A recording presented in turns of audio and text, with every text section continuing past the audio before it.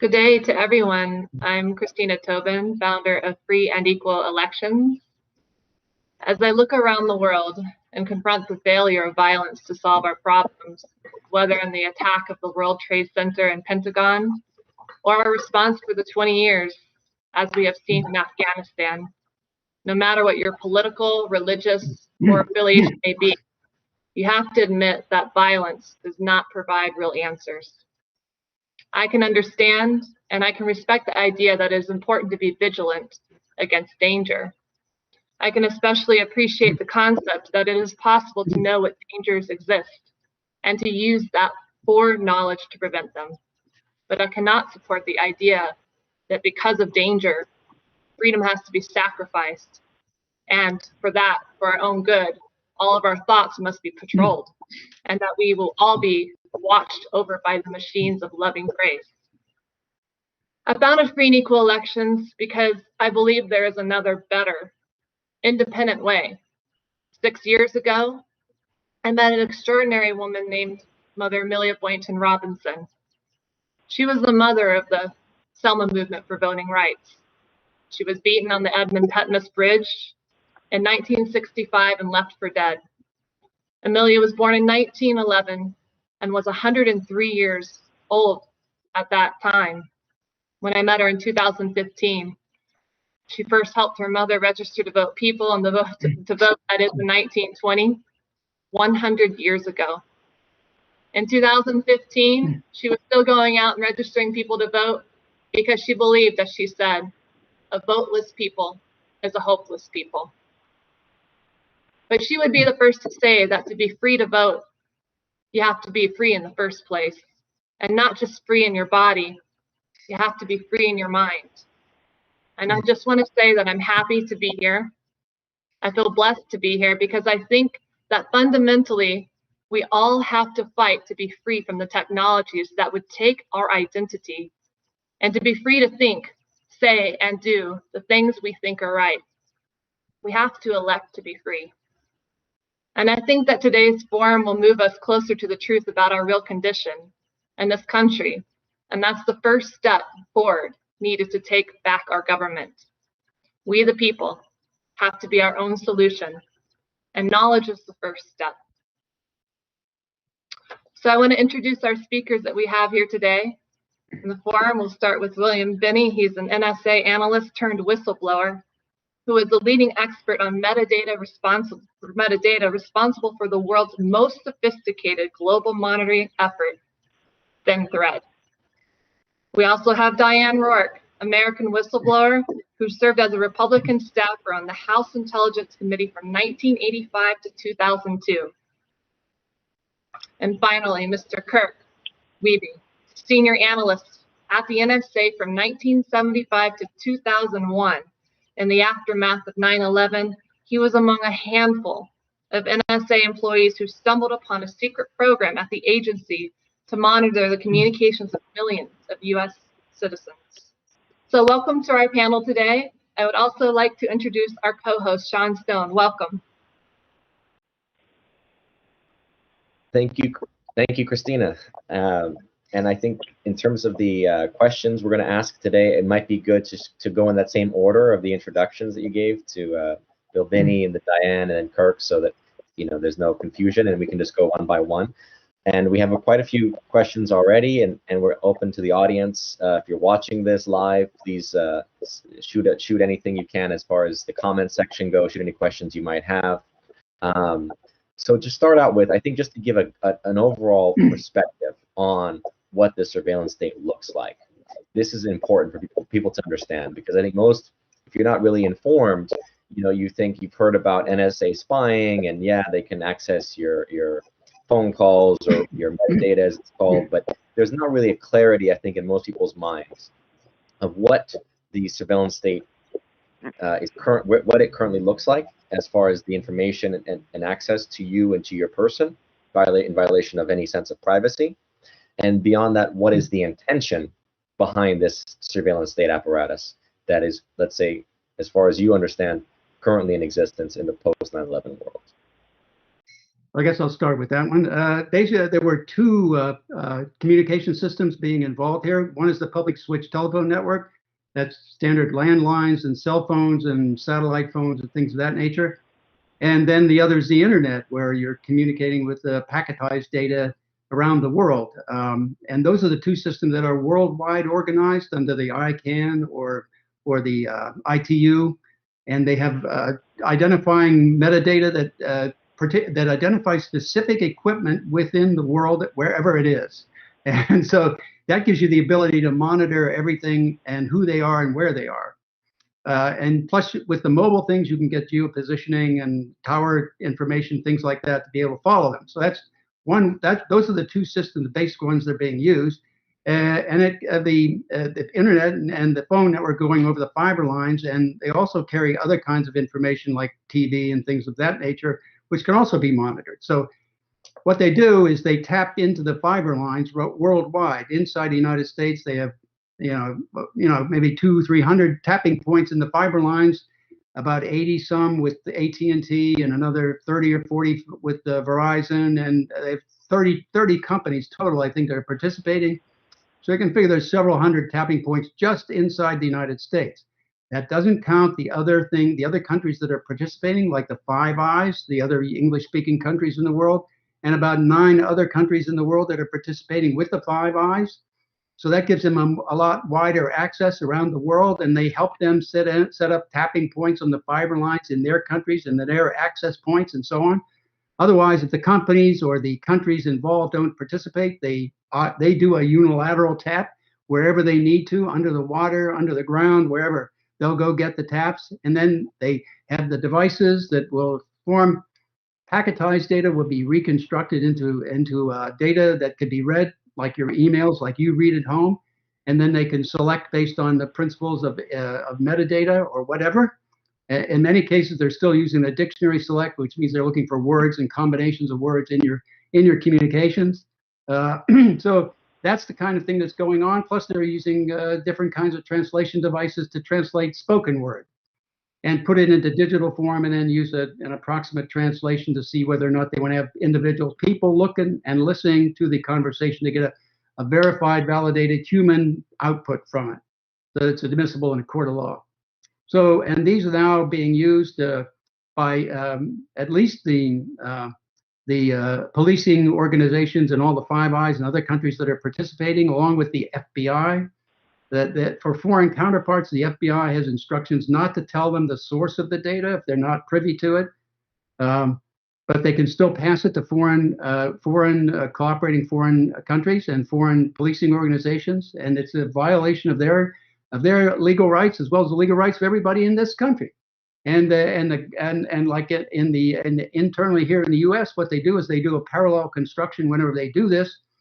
And they'll create the data necessary to substitute for the NSA data to convict people in the court of law. And then they perjure themselves by saying this is the data that they used to arrest them, which is a lie. So, it's corrupting the entire judicial process in this country and around the world. It's not just, they made up lies about us, but we caught them at it. It's the only reason we're not in jail. Other people who haven't caught them at their lying are in jail. So, this is the corruption that this kind of thing does. And what it is, they're after, is power over everyone. Power. NSA, according to one of whistleblowers, Russ Tice, he said he's read material where they were reading the phone conversations of then Senator Obama in an area in NSA that was very compartmented. And he said in there they were spying on members of Congress, the House, the Senate, the judiciary, the Supreme Court, the Joint Chiefs of Staff, anybody that had federal judges, anybody, and lawyers and news organizations, journalists and so on, anybody who had any semblance of power over them, they monitored. And so this is where it's going. Basically, we are now in the first form of a totalitarian state, and they're about to execute this power over us. COVID is a good example of it, what they're going to do with that. Mandating things that you're going to have, a violation of your constitutional rights, all of that. And this is what started. This is why I objected from the very beginning, and that's why Kirk, Diane, Ed, and I, and Tom Drake went to Congress to try to stop it back in 2001 and 2002, because we saw this slide into a totalitarian state, because it's exactly what the Stasi, the KGB, and the MVD, and the Gestapo and SS tried to do. I mean, even the and I keep quoting him, Wolfgang Schmidt, a former lieutenant colonel in the East German Stasi. He said once he found out about the from the NSA data published by Snowden releases, he said, for us, meaning the Stasi, this would have been a dream come true. Well, that tells you where we are. We are a country now, like Goethe said, and I always like to use this quote, no one is more hopelessly enslaved than those who falsely believe they are free. And that's us.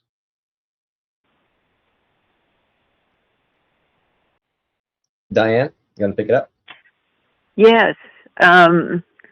I would say I agree with Bill's characterization. I am particularly worried about the erosion of our rights overall. It began with speech and communication, and almost all aspects of our privacy, it's now worming its way into this. And and the other thing is, another theme that I would like to put out there is we can no longer have confidence in intelligence oversight. It became, 9/11 was the break point, and the members basically, they were very intelligent about the way they went about it. The Intelligence Committee members and the leadership, Democratic and Republican leadership in both houses of Congress, were told, but nobody else was told. And in effect, what happened was they became part of the conspiracy. And they made sure that the committees who were supposed to be overseeing intelligence and stopping this kind of thing, they made sure, because they themselves were at risk, that that wouldn't happen. And over time, we seem to have become acclimated to it. And you can see it. The intelligence committees have raised no objection to this. They have defended the laws that have gone before Congress, and they're backing, as the Oversight Committee, saying there was nothing wrong with them, which was what allowed them to be enacted. And I would say one of the Patriot Act provisions that was central was not revoked until a few years ago. And it finally came out at that time when it barely got revoked. We barely had the votes to do it after several attempts. It came out that all that data, which had been collected on all Americans, had yielded only partial evidence in one domestic terrorist case. That was all. For this, we gave up all our liberties. And since then, this has gone into other areas. And I would also that our privacy has been undermined in so many areas. I especially was concerned at first about free speech. But now with COVID, it seems almost like an effort to get Americans used to being ordered around in almost every area of their life. To me, it's amazing that people accept this. And finally, tech makes the technology progress, which we consider it progress. I think it is totally undermining privacy, and we have to turn this around. Everybody has become so reliant on tech, and now with artificial intelligence coming up, it can be all the information that tech has on us, which is in many ways far more than even the government has, can all be used against us. When you think about the fact that artificial intelligence will enable use of this data in many ways, despite the fact that it can do some good things too, it really gives you pause. one of the things, for instance, let me just throw out one thing that I read recently that to me was kind of heart-stopping. It was an overview of brain research. And do you know that at this point, there are ways to manipulate the brain? Some of it is to overcome horrible brain diseases, but a lot, it can enable them, for instance, to aim at memories. So they can change your memory. They can, so that eventually they could insert in our brain artificial memories that we think are real. And when you think about things like that, and another thing you think about is a lot of the brain research is being funded by DARPA, the Defense Advanced Research Projects Agency. Why is a Defense Department agency funding a lot of this research? And with that, I'll end. Thank you. Absolutely, Diane. Yes, and just to plug my own work, I've got a new docu-series called Best Kept Secret coming out in a few weeks here, and it deals with a lot of the mind control things that we know, MKUltra programming. So a lot to unpack. That's a good docu-series for people to check out in the coming weeks. And then we'll go to Kirk. Yes, thank you, Sean. I agree with everything Bill and Diane have said. 9/11 was a huge catastrophe, but I submit the bigger catastrophe is what has become of the U.S. government and us, those supposedly governing by the people, for the people. All of this has been lost. And it's been lost to arrogance, hubris, and tyranny of the worst kind within our own country. 9/11 could have been prevented. Key decisions at NSA and elsewhere were not made. The right decisions were not made. We actually had officials working against Thin Thread, the solution that we had developed as a prototype.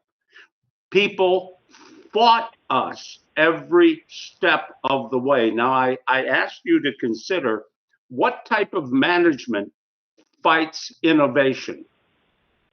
Innovation that could make a huge difference in your business, whether that be protecting the American people or whatever. That should be the first observation. Why would anybody in their right mind do that? Now, I could go on for a long time talking about why someone might do that, but the quick answer is we've become a corrupt nation. We have corrupted ourselves deeply across this nation. Government is made up of people from society. We have rotted in many respects over the last half century. We have lost, for example, ethic, the American ethic, which always had with it a bit of humility, willing to listen, willing to give respect to another until they prove you wrong. We have become harsh and crude, and we measure our success in dollars. We sacrificed 3,000 people on 9/11, and we turned it into an opportunity to send the military-industrial complex to the Middle East for 20 years, and many people have become millionaires. These are harsh truths that if we don't realize them, we will not do the right thing in 2022, which I would submit to you is a critical crossroads in our history. It isn't here yet, it's in the future, but it will be history at some point. We know that. If we make the wrong decisions and don't put people in positions of power that respect the American people and take their jobs seriously, seriously and uphold the Constitution, there is only one outcome possible, and that's civil war or revolution.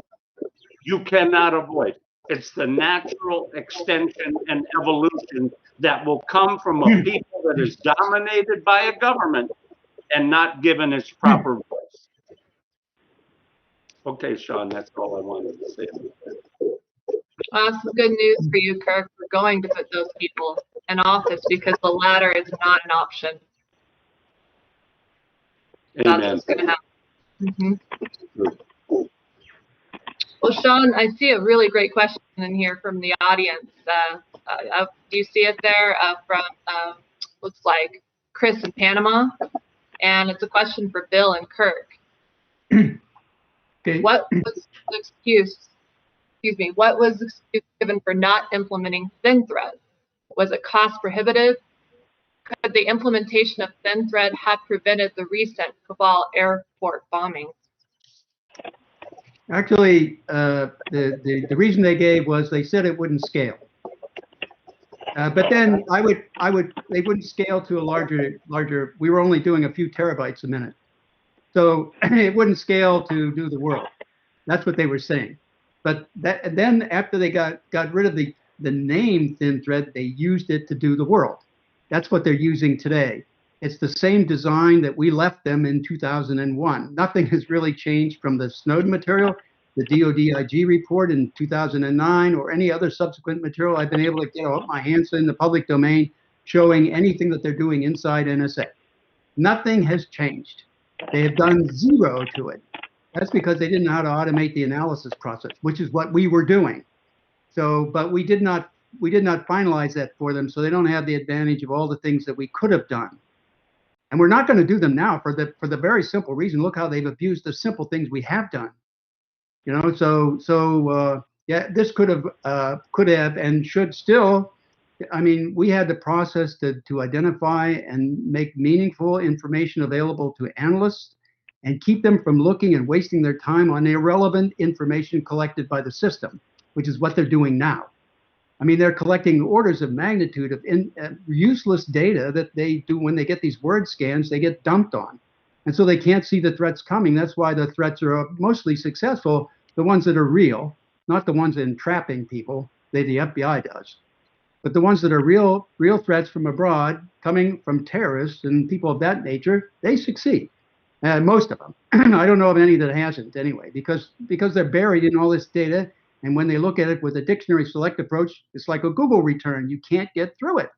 So you can't see the threat coming. So the threat occurs. And then you do a forensic job afterward because now you know who did it. And so you can go into your database and pull out all the data on him. So, oh, yeah, we knew this guy. You know, that's exactly what they've done worldwide. This is not restricted to the U.S. This is worldwide. Europe's doing the same thing.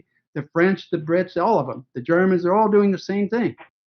And everything after the fact, if you look at the Paris bombings, the Brussels bombings, the attacks in Germany, the attacks in the UK, 7/7, all these people were known, and nobody stopped them, even though they had information on what they were doing. They didn't do a thing to stop them.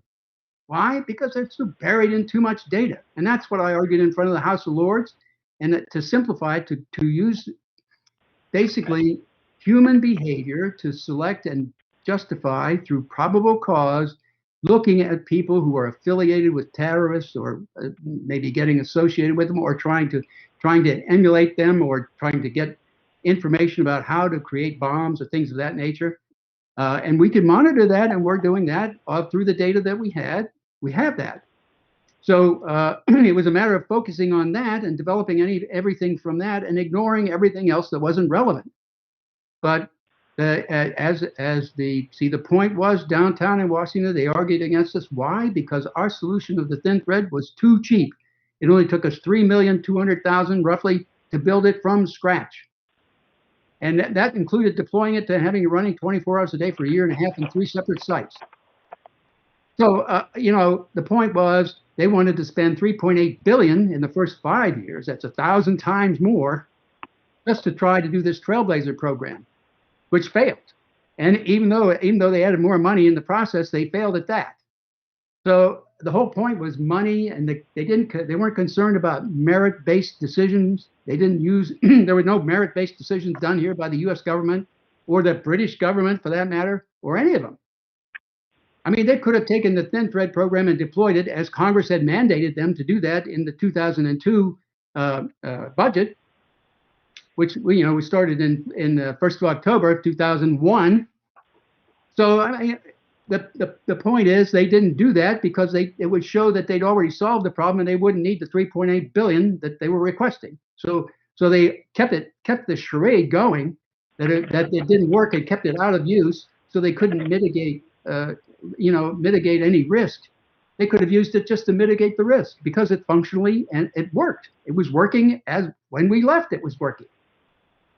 So this has all been a corrupt process. I mean, I call this, and that's why we filed the DOD complaint about the NSA corruption, fraud, waste, and abuse. And then we also went to the DOJ, Kirk and I, about the violation of the constitutional rights and the rights of citizens, and basically every U.S. citizen was being violated.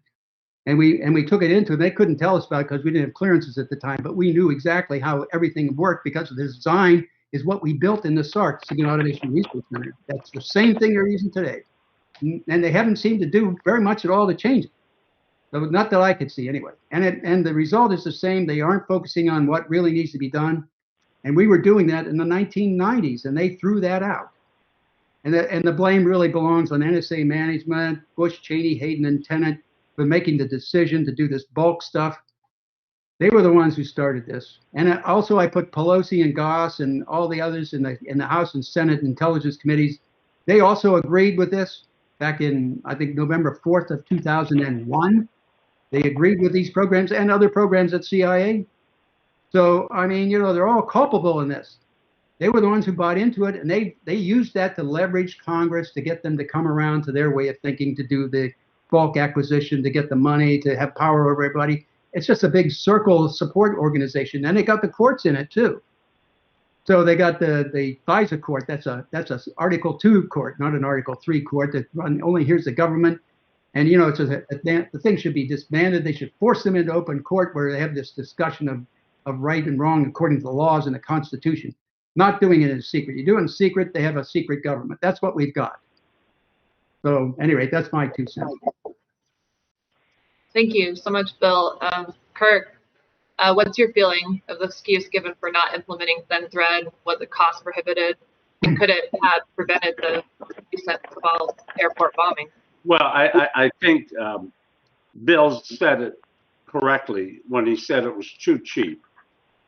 The government thinks differently than a working analyst, such as Bill or myself, down where the bits and the bytes meet the targets and we're trying to solve problems and fulfill the agency's mission, which is to produce foreign intelligence. The management has a different agenda. It's to fulfill political ends, believing that the mission will come along with that. Unfortunately, they're wrong. So Thin Thread, which worked, and it was irrefutable. The deputy director came down, and Bill and I sat in on that meeting, and we showed him what Thin Thread did, and you know what he said? My God, you guys have made huge breakthroughs. Why aren't you telling anybody?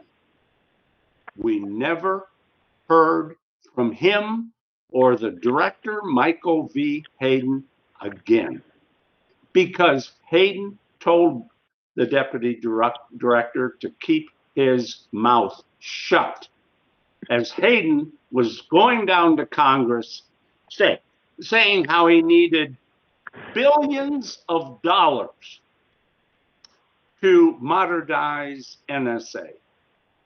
Well, guess what? Every modernization starts with one small step. All Hayden would have had to do was embrace Thin Thread as the beginning of change from the analog world to the digital world, to deal with all the targets that were changing their operations, their communications, and jumping on to the digital solutions for communications, the internet, in other words. But he made a catastrophic mistake, killed Thin Thread, and put the whole responsibility in the hands of what we affectionately call Beltway bandits, the largest participants in the military-industrial complex. They invited them into the halls of NSA to be partners in planning NSA's future. Talk about bringing the fox into the henhouse. And they proceeded to work on a program called Trailblazer. This was Michael Hayden's personal baby. 5 years later, it failed. It failed completely. Now imagine all the intelligence that was lost over 5 years as targets were leaving their analog world and moving to the digital world. And you don't recover that. What's lost is lost, and you have to start over. You have to identify and find your target in increasingly volume. The environment of the internet far outstrips anything we had in the analog world, because you can pack so much more into a small communication path. So it made the difficulty that much worse. So what I want to say is, Trailblazer was the director's answer to appease the military-industrial complex. Thin Thread threatened that because it was successful and it was cheap. And as Diane Roark will tell you, it was a wonderful way to begin NSA's modernization. And so what we end up with Trailblazer is the largest intelligence failure in the history of the National Security Agency.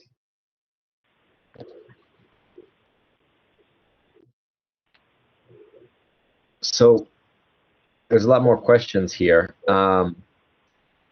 Christina, did you want to ask your question first before going to another audience question? Sure, thanks. This is directed at Bill, but I would like to hear from all of you, Diane, Kirk as well. At a congressional hearing where the intelligence leadership was claiming that their total surveillance system had thwarted several terrorist attacks, you rose from the audience, Bill, to demand that that statement be proven because you knew it not to be true. Could you explain for us what that is? Why that is the case? Most people would think that things must be working since there had been nothing similar to 9/11 in 20 years. Okay, the reason that I see that there was never been a 9/11 after 9/11 is pretty simple. Has nothing to do with mass surveillance at all. Has to do with a CIA program that took out Al-Qaeda worldwide after 9/11. They took them out. And they went anywhere in the world to do it because we already knew who was involved in it worldwide. We already had the entire Al-Qaeda network. So they went and took them out. So now they had no network worldwide to do an attack. Okay, that was pretty simple. But nobody's talked about that. Was a very successful, focused, disciplined approach that the CIA used, and I compliment them on it. Really was effective. It worked. So that's the reason there hasn't been an attack. Was there another question there, or did I miss there? Thank you, Sean. I really want to hear from the audience. So please, Yeah. Sean. Okay. Thank you, Bill. Okay. Yeah, I want to hear from the audience too. I do want to follow up though really quickly on what Bill said about the Al-Qaeda networks. To my understanding, there was a foreign minister of England, Cook, I think was his name, who said that Al-Qaeda was actually not just it wasn't the base. It wasn't a physical base. It was a database. It was a database of names of mujahideen that were brought in to Afghanistan in the 1980s to fight against the Soviets. And that's where people get really screwed up with a lot of this stuff, is they don't realize that this was an intelligence operation run by ISI and CIA and MI6 with these mujahideen, these jihadists, brought in specifically for jihad, right? And thereafter deployed all over the world. We saw it in places, That's right. right? Like Bosnia, you saw them in the Bosnia conflict. You saw them in Kosovo. You saw them in Macedonia. I mean, I remember Indonesia, all over the world, right? Philippines, That's you name right. it. So conflicts all over the world are now, they've created an army. And as you said, this becomes Al-Qaeda. And so my question is, if this was known, essentially, so what is the outlook of, if you can describe the outlook of the agencies running these? Where, it's my suspicion is that they were using them basically to destabilize governments and go after countries that we didn't like Milosevic, for example, in Serbia and other places. And essentially, they were just a network that was involved with jihad and sometimes with drug trafficking and other kinds of illicit black market kind of stuff. But essentially, it was a relatively monitored operation. Is that what you're saying? Yeah, basically, that's what we did with Afghanistan with them in the beginning. Yeah, sure. And then we supported some of them in Syria. You know, it's just you know, you support the people you want to support, and you arm them, for God's sake, and then they turn the arms against us. So, you know, this is just crazy. We're going to places we shouldn't be, and we don't have any national interest of being there, and yet we go there. Why? Because we're feeding this military-industrial complex that needs to have a war to keep going at the scale that it's on. So, I mean, that's the point. We ought to cut their budgets right away. Just cut them. And divide so, them down by take the first year 30% out, the first year another 30 the next year, and then see where you want to go below that. And so just to flow into that, what is the outlook of the people? This comes from the audience. What is the outlook of the people who run these intelligence agencies about human beings? Do they have any regard for human life? Or is it really just, as Kirk was saying, about money at some level? It's about power. It's about, you know, Henry Kissinger's idea, right? Power politics, pure and simple. Is that really the psychology that you guys dealt with? From my point of view, yeah. I mean, basically, the managements at higher levels would give you, you know, lip service to humanity, and yet make decisions behind the scenes that do whatever they want without any regard to consequences.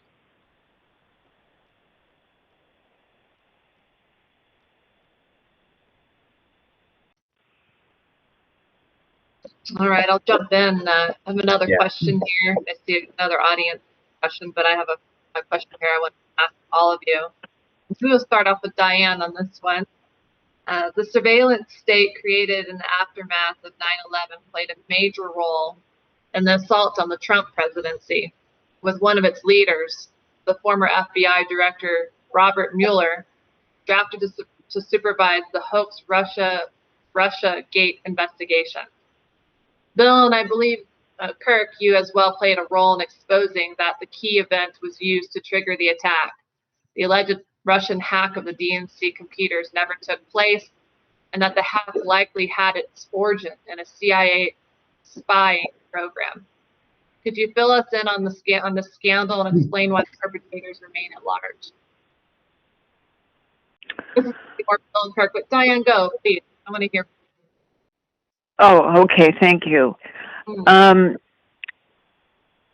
It had by then become, I believe, just plain corrupted. The bureaucracy, Trump was unpredictable. They didn't like him. And they tried, and they made up this whole Russia thing out of nothing.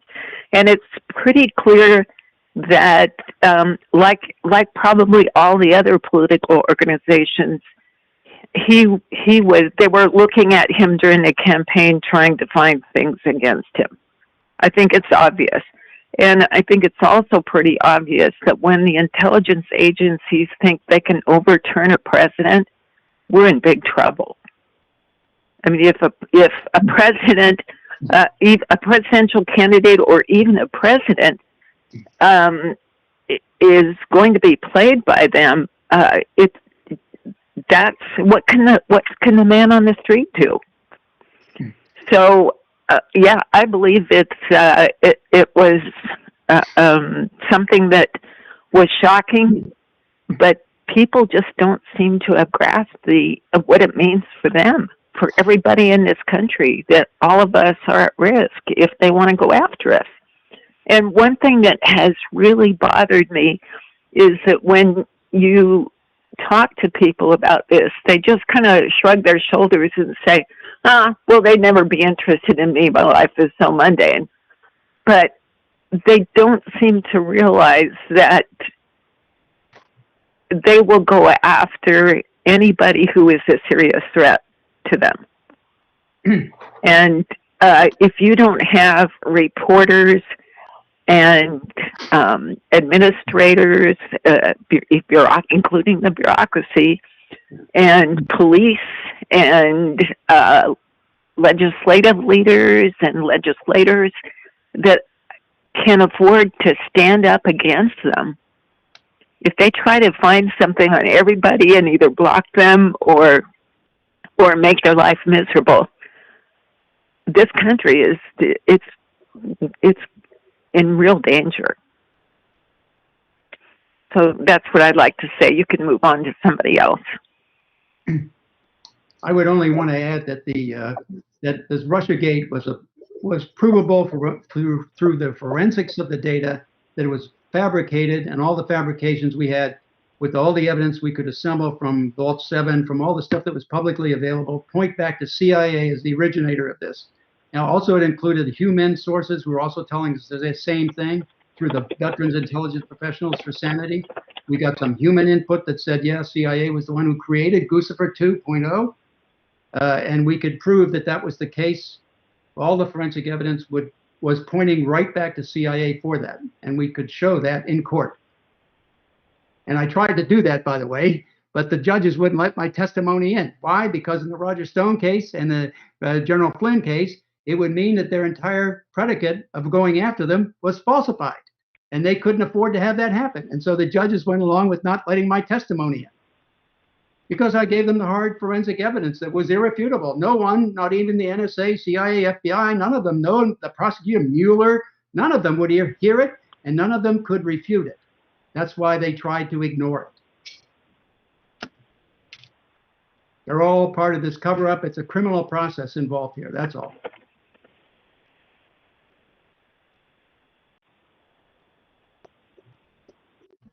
Kirk, do you want to add anything to that? Yeah, just quickly.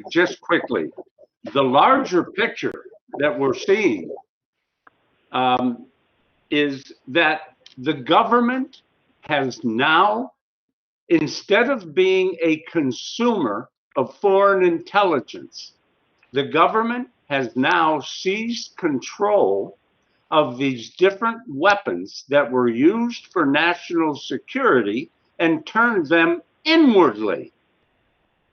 Now, you might ask, well, why would they do that? Well, let's count the ways.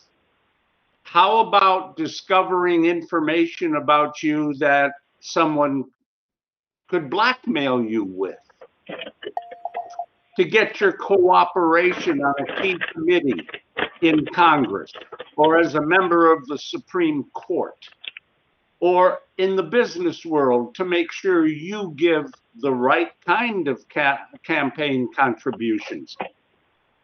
It's part of the government's entered the world of military psychological operations. It's information warfare that they're interested in. It's about controlling messages. And part of that is knowing what you are thinking as a plain human being, a citizen within the United States. So when the average citizen says, I'm not doing anything wrong, well, let me ask you, average citizen, define what is wrong in August 2021. I have seen people destroy buildings and personal property and kill people in this country and go free.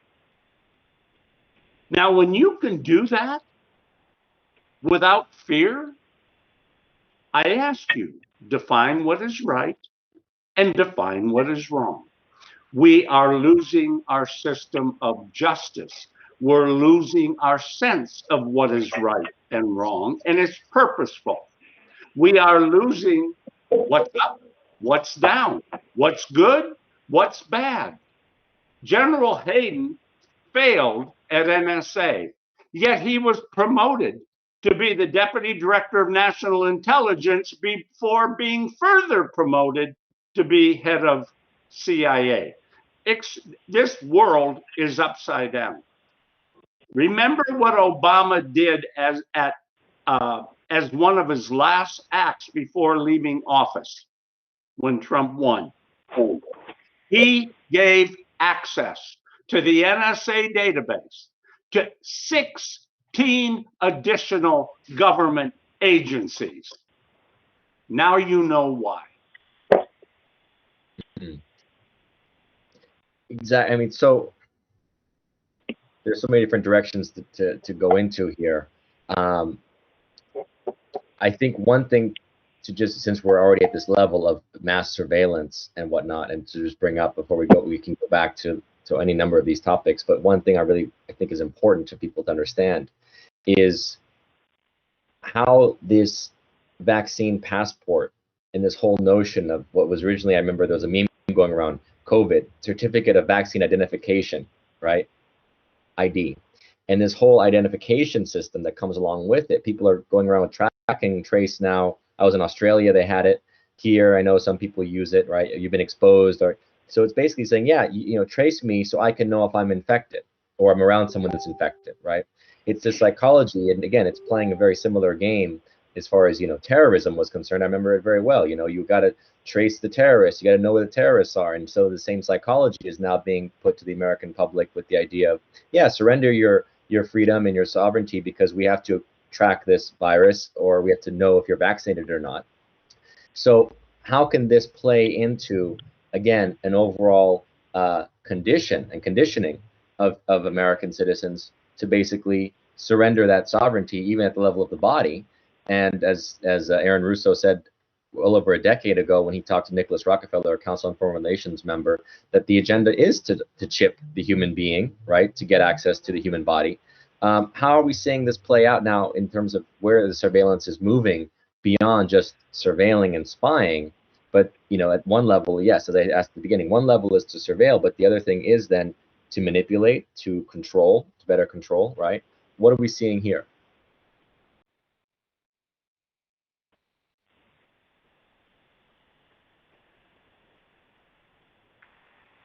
Maybe I can add something to that. My fear has always been that if you put any kind of chip in a person, and especially when you're looking at brain-computer interfaces where they're trying to, and they're having some success at it, interfacing a brain to a computer.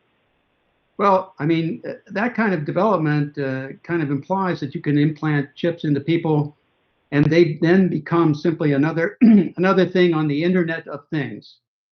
And when you put chips in to allow interface with computers, that's a two-way street. That means the interface that can come from the computer to your brain. But it also means that anywhere in the web, people can access and hack into your brain. So they can start feeding thoughts into your mind, things like that. This is a hazard coming down the road that I see. And that's why I think, you know, this kind of stuff needs to be stopped, period, ended. I mean, like this COVID thing is a matter of conditioning people, just like they did with Russiagate. The mainstream media did a conditioning, repeating the same story over and over and over again from many different agencies and many different news agencies. And then the people believed it because it was coming from so many sides over and over again. So it had to be true, right? Well, it was just a false fabrication on the part of CIA and the mainstream media to help perpetuate the lie. So the point here again is this is being done also with COVID. The same thing is being said there. They're suppressing anybody who has any scientific evidence that shows something contrary to the line they're pitching. So I take my mother-in-law's approach, saying she's a doctor in Germany, and she says, well, just tell everybody you're in the control group. Okay, so we're not going to get an injection because we're in the control group. So that's the way to do it, you know. And I thought that was a great answer. The other point, though, is I wouldn't necessarily have too much of an objection to having a shot if they didn't have pre-approved immunity. Now, what that means is they don't trust the damn in what they call, a vaccine. It's not a vaccine. They don't trust it either. So they're immunizing anybody who's giving it to you, so you can't sue them for the consequences of any adversary effects. Now, if they remove that, then maybe you can consider getting a shot. Until then, sorry, I'm in the control group. I agree with Sean and with Bill that people are being conditioned. And one of the ways they have succeeded in doing that is to absolutely terrify everybody. And so they go along with things that they would never go along with otherwise, because they think they are at imminent fear of death.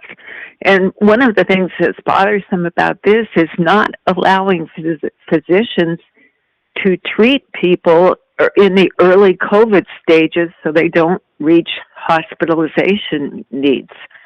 And I think a lot of these people, if you reduce the virus load early on and get control of it, even people who are more at risk have a much better chance of avoiding a bad case.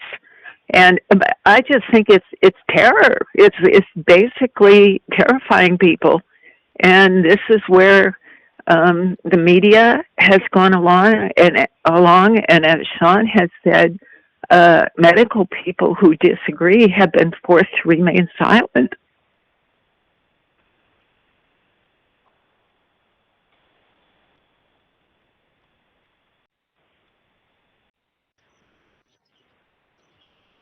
Okay. And beyond medical, right, Diane? I mean, I've just seen huge social media pages years prior to the censorship. We saw it coming. They saw the algorithm shifting when people came out and against, that is, vaccines many years ago. Suddenly all this money was funneled into social media and algorithms, and they noticed things were changing. And so much money put into pro-vaccination. I was like, oh, wow. And then when the pandemic came, it was the writing on the wall. It's the book. It's a playbook, what they do and control, and not taking away the realness of it. But yes, many people censored, including Robert F. Kennedy Jr. I mean, the leader against Monsanto, and now on the vaccine issue, very outspoken to have been censored on Instagram. And so he's aware of this conversation today. And so it's very cool. We're all coming together. So Diane, Bill, I'm with you on that. And Kirk, I don't know if you had any words on that. Great question, Sean.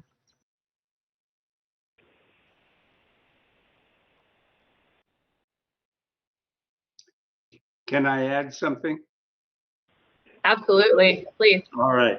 Just briefly. Again, backing off to the 50,000 foot level, when government and industry, in this case, the drug industry, form a compact where you have private ownership, the drug companies, stockholders, and you have government control, it's typically called fascism. And it's the same that we're seeing with the social media and government. We are seeing a fascist overtaking of the United States government, and it's growing right in front of our eyes.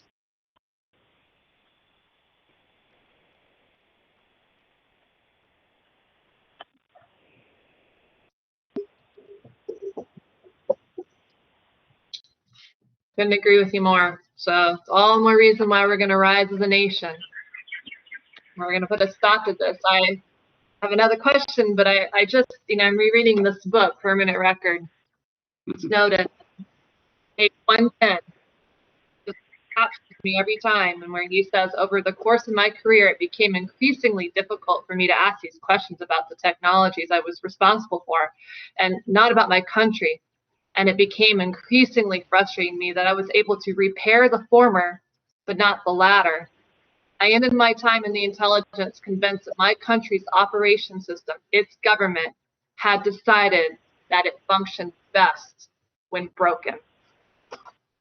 And what we see here is a system. You guys had the fix, have. But the system doesn't thrive on something that works because it thrives off of when it's broken. So I just that paragraph resonates, and I please. Yeah, lest someone misinterpret Mr. Snowden's words.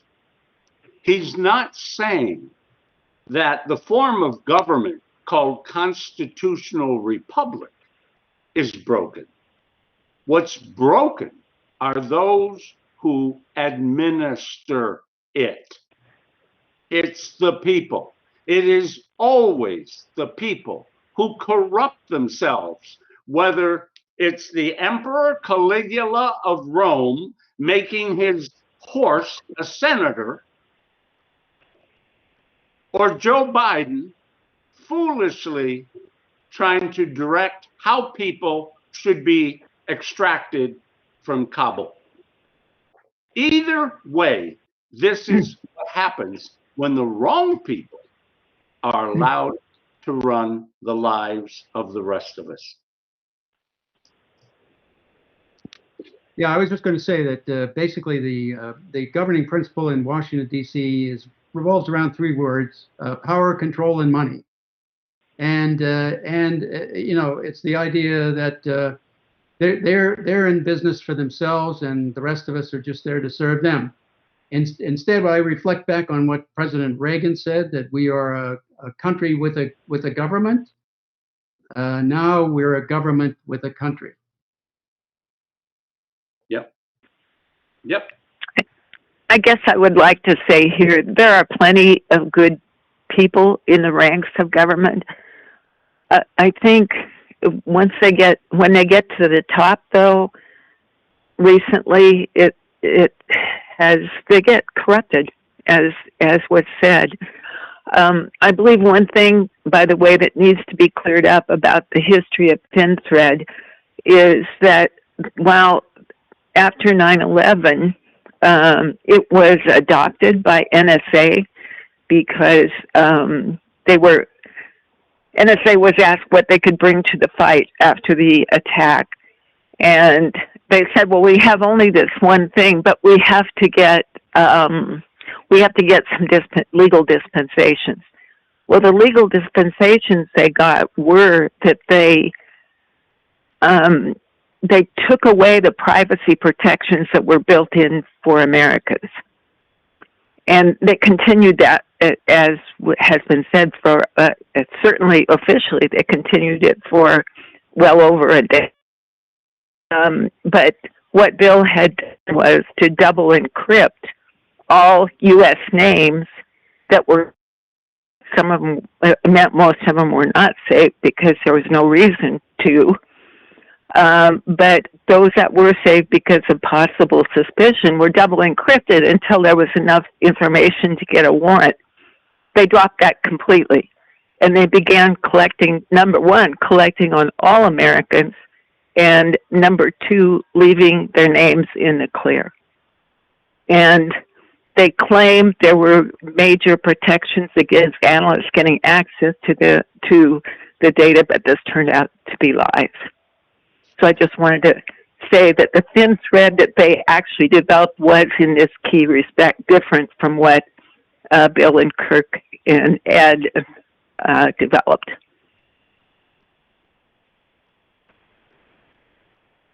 Yeah, basically, what they were doing was using Section 23C of the Executive Order 12333 and the Section 215 of the Patriot Act to have a secret interpretation of those that wasn't defined anywhere, so it couldn't be legally challenged. You know, they just did it in a secret.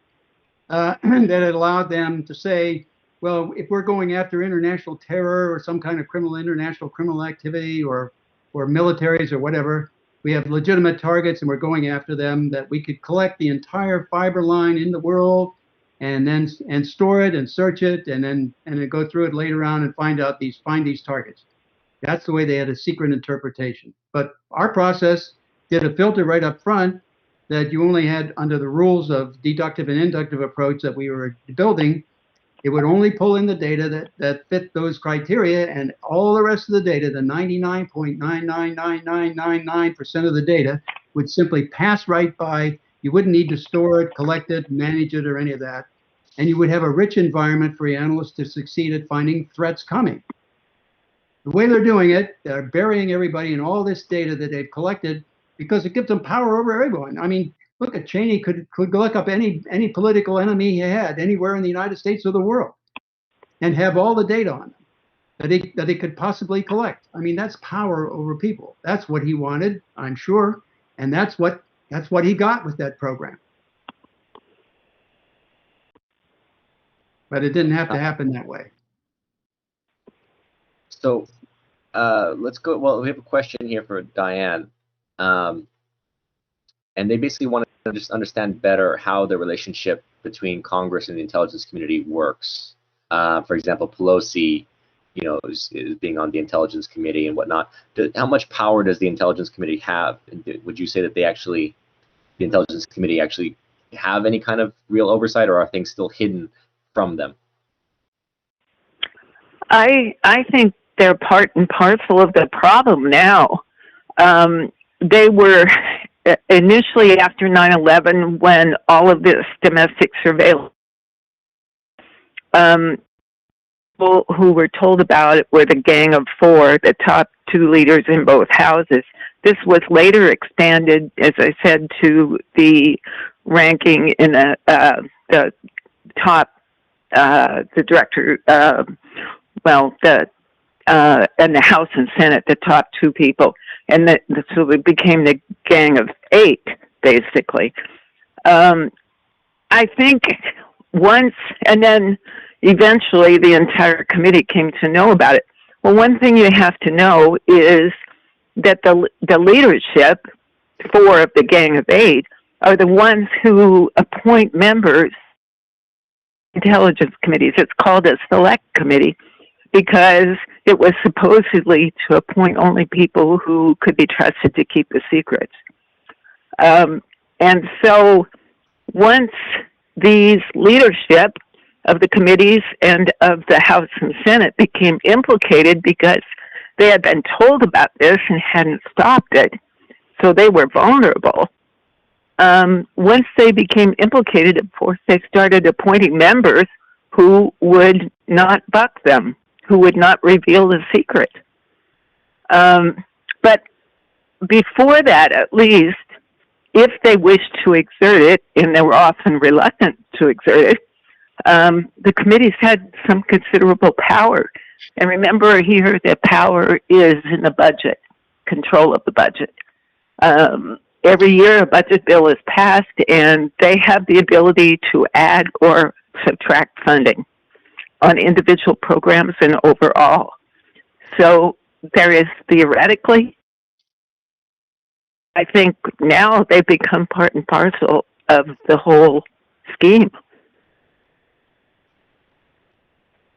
Yeah.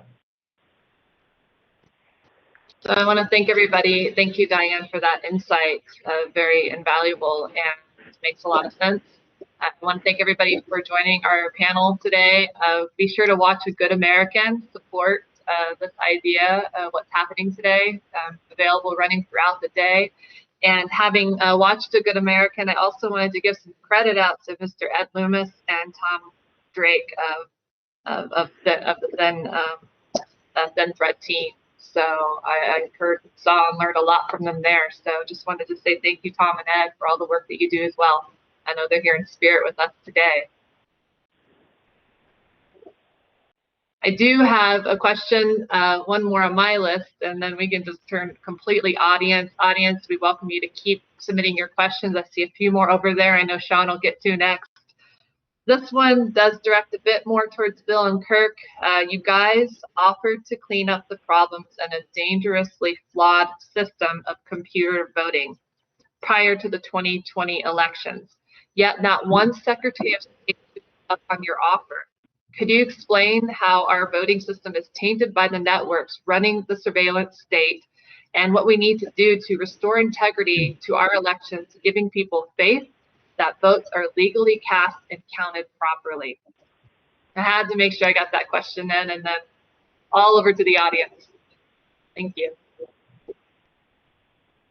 Well, Kirk and my wife and I, we put together a proposal that we sent to all the secretaries of states of the United States, all 50 states, and Guam and Puerto Rico and a couple other islands. And we said we had a way that we could put together and validate and verify the voting, that only citizens were voting, legal citizens, and that they only voted once in the entire world, wherever they were.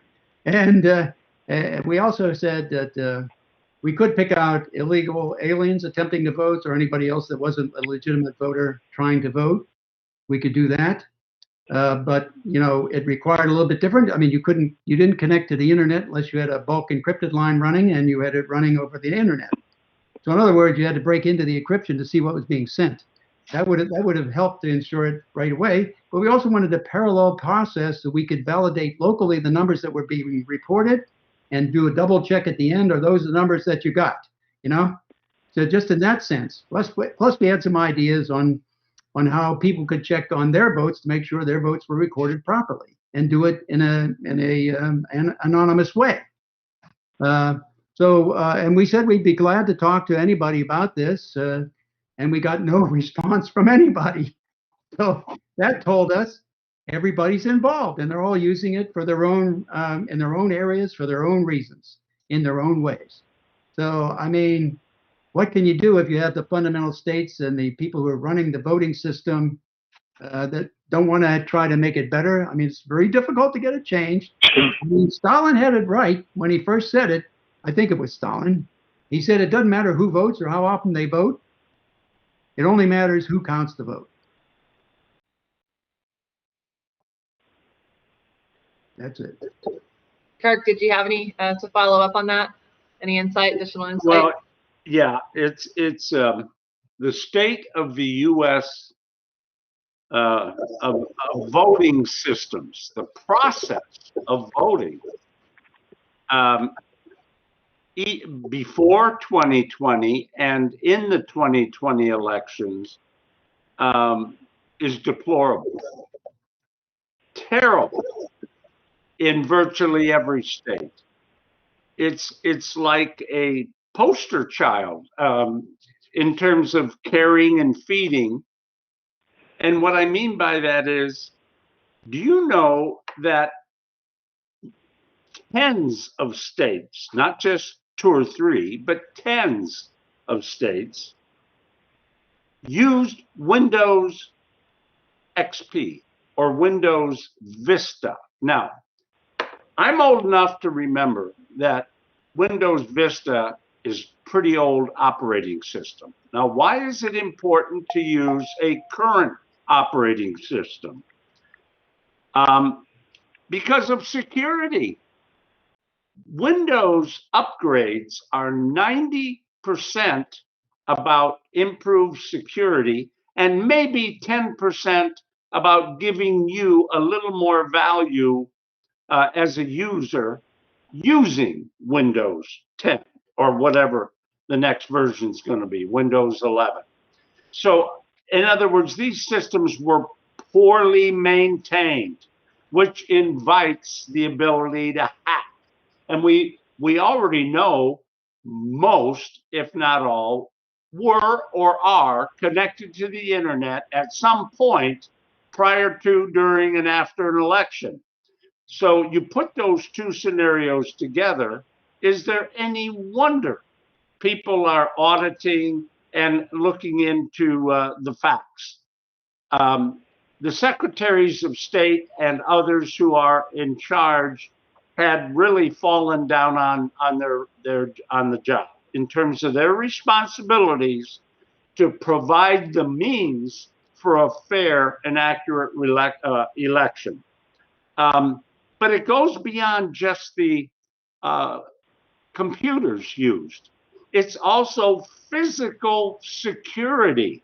And what I mean by that, who is touching the machine, the voting machine? Who's opening it up? Who's loading software onto it? Who is taking software off? And by the way, when you store these machines, where do you store them? Are they in a physically secure room or building that is monitored for access? Most of the answers are no. We have been running a very loosey-goosey, full of holes election process for decades. And now we've made that bed, we're lying in it, and we're creating this problem. But it goes back to corruption and ethics. If you're going to hold a position of authority in the United States government, I don't care if it's the federal level or the state or the school board, you owe it to the American people to do your job with integrity and with honesty. And we don't see it at any level, unfortunately. We've got a lot of change to make to rectify this ship. Thank you for your thoughts there. I just briefly wanted to follow up that I was on the phone a couple of weeks ago with the manager of Bob Weir, Grateful Dead, right, and Michael Franti, and he asked me, he said, well, how do you know the voting machines don't work, Christina? I was like, well, great question, because it was a good hour call. I guess I was being drilled, and the kind of drilling I could handle in the electoral arena. And I said, well, we've been holding annual electoral reform symposiums for a decade, and at one of them, we actually had a comptroller and Secretary of State there, mayor, and so on. And the Secretary of State, Comptroller, legal women voters, but specifically those two, Secretary of State, Comptroller, said they spoke specifically about the voting machines and that they were flawed. That's the nicest way I can use that word. I'm the F-R-A-U-D. We'll just go with flawed. And so they talked about the details. We have it. That'll be plugged into the blockchain app we're launching, and so building into with unequal elections. So really fascinating to hear. I mean, they're like, these machines are owned by D. Boltons and Minions, and you look at the money, follow the money and the control, and Diane's right. These same sort of candidates keep getting reelected over and over again. And when you follow the House bills right now, you can see the D's and R's alike right now. They are pushing some bills to really not only be on the restricted ballot access barriers, but the gerrymandering. I mean, it is so shame on all of them. Shame on all of them for what they're doing. And for me, I see it as fear. They think they're so strong, but it's just such a vulnerable system that could so easily crumble when we, the people, it is going to crumble when we, the people, unite. So, Diane, I'm with you on the fact they keep getting reelected over and over again. But it's a certain personality type, Diane, that once they're corrupted, if they're capable of being corrupted, they weren't even the candidates for us in the first place, because the ones that aren't capable of being corrupted and compromising, they don't get reelected. They get gerrymandered out. I mean, look at Dennis Kucinich. Good on him. Youngest mayor, I think, Cleveland, Ohio, running again now after being wrongfully gerrymandered out. So I just very passionate on that question. And thank you, Sean. Please take over. I see some audience questions, but it's just so exciting to be connected into this world today with all of you. What an honor. Learning so much. And I hope our audience is as well. Absolutely, yeah. This is great to have such candid conversation. I'm sure it'll be censored, but hey, we can always find some platforms for it. So as far as I know, Kirk mentioned the disaster of what's happened in Afghanistan, and a lot of people not understanding that it wasn't so much that we were pulling out as how it was done, but then going even beyond that to the nature of why we were in Afghanistan, and going back, of course, 9/11. Do you guys see any possibility of finally getting the truth out about what happened on 9/11 and how that could actually occur, as far as, again, beyond the narrative that, oh, it was Saudis that were responsible for any of this? Again, it's an inside job, but there's a lot that we get as far as we understand the web and the connections and, Saudi involvement, sure, and inside job, but how did it work? I mean, this thing is, I've always said 9/11 to me indicates some kind of almost like an artificial intelligence, because it's so sophisticated as far as the machinery of being able to make this thing pull off in a way, right? It was very complex. So I'm just curious as to what your thoughts are in terms of, you know, how it actually worked, and how, if anything, we could try to find a solution to what actually did occur in the build up to that day and on that day. If I could insert a little bit right here, you recall that there was a big investigation supposedly after 9/11, and I'm trying to remember that Porter Goss was one of the chairs, and there was a senator, I believe, and who co-chaired. The chapter on the Saudi involvement was classified and never published. Even in declassified form, and it appears I don't know. Some of that has come out. I don't know what the administration did to try to extract concessions from the Saudis after that. I mean, it's kind of all a dark hole. I suppose you could speculate from some of what's openly available. But there was a concerted effort to bury the Saudi involvement. And that's all I have to say. Yeah, I would add this. Our colleague Thomas Drake was interviewed by the 9/11 Commission. None of his testimony made it into the commission's report. So I'm going to assert something right now. The 9/11 Commission report is a sham. A sham. The truth about 9/11 has never truly been revealed to the American people. Probably because of a lot of embarrassment, a lot of shame, but a good dose of political agenda. Have you heard that the day after 9/11, when all aircraft were grounded in the United States, an airplane took off, not sure where, could have been Dulles, maybe a different airport, with at least 40 Saudi citizens on board? Why? I've asked that question. The only plausible answer I've ever heard is because the Bush family had such close ties with the Saudi royal family. And with 16 of the 19 who perpetrated the attack on 9/11 being Saudi, they didn't want embarrassment. And we had tremendous reliance in terms of our oil supply on OPEC, where the Saudis had the upper hand, as well as our business involvement with the Arab American oil company Aramco. And so there's lots of money, personal, political interests in having 9/11 go away as quietly as possible without revealing the very sensitive underpinnings of it.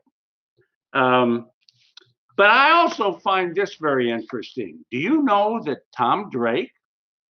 neither Tom Drake, neither Diane Roark, neither Bill Binney or Kirk Wiebe have ever been invited into a courtroom to testify about what we know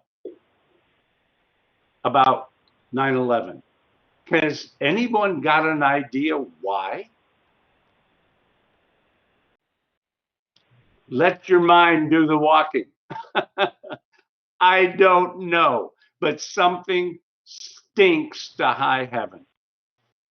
Can I just ask one follow-up? Do you know what Tom Drake said to the 9/11 Commission? Can you summarize it all? I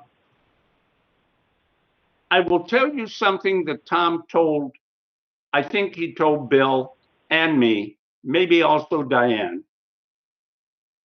that he told us two things. There was a small group of analysts at NSA that knew 9/11 was going to happen. They knew the details, but they were stopped from reporting it through normal channels. I assume General Hayden found out about this information, probably called Cheney, possibly the president, told them about it, and somebody didn't want the information put out there. Again, for the reasons I've already stipulated. First of all, no one could have imagined that 3,000 people would die. So maybe the wrong outcome was projected in their thinking that, well, okay, so some people are going to attack the United States. It won't be on any large scale. We won't lose many. And it's not worth embarrassing the Saudi government and whatever our interests might be. So it was a miscalculation and 9/11 happens. Or they knew it would happen and wanted to be dragged into a long time war and let it happen. I mean, we've had leaders before know that something's going to happen. As we found out in World War II, when Pearl Harbor. Churchill knew what about the bombing of Cambridge and didn't warn anybody. He knew about it. So we know humans will behave this way. The other thing Tom said to me, after 9/11, they used the remnants of Thin Thread to see what Thin Thread could find in the NSA database. And they found all the pieces needed to have warned about 9/11. So there's two opportunities. And then the third one to prevent it was, as Bill said, if they would have allowed it to be deployed 9 months before 9/11 happened, we would have a third opportunity to have gotten the information. 3 opportunities to warn, and we failed in each of them. That is utter failure. And not just you. I mean, the CIA also not informing FBI, keeping FBI, who was supposed to be tracking these terrorists, confused onto the subject. I mean, there's a whole other segue that would be a different agency completely. But just to follow up with your idea before going to Bill, that it was allowed to happen. I have to say, beyond that, the evidence of Tower 7 coming down would indicate a rigged, again, talking about rigged elections, a rigged job as far as rigging the building for destruction, which is not just letting something happen, that's actually causing something to happen. And Tower 7 was taken down. I would say likely Towers 1 and 2 were taken down. So again, a much more intricate conspiracy. It argues, kind of argues for some kind of support on the ground to that attack. And prior setup of, I mean, for example, even in the towers, they had melting metal come out of there. Now, you don't get the heat. I mean, physicists have told me you don't get the heat necessary to melt steel to make it liquid in a fire like that in the towers. So, you know, there's many physical, I mean, NIST did a very terribly flawed job technically and scientifically in their investigation, and they didn't answer certain questions. I mean, if they would have said, yeah, oh yeah, we saw this, but we don't know how that could happen, that's fair enough, but they didn't even do that. They simply ignored these questions. So, you know, this smelled like a rat from the beginning.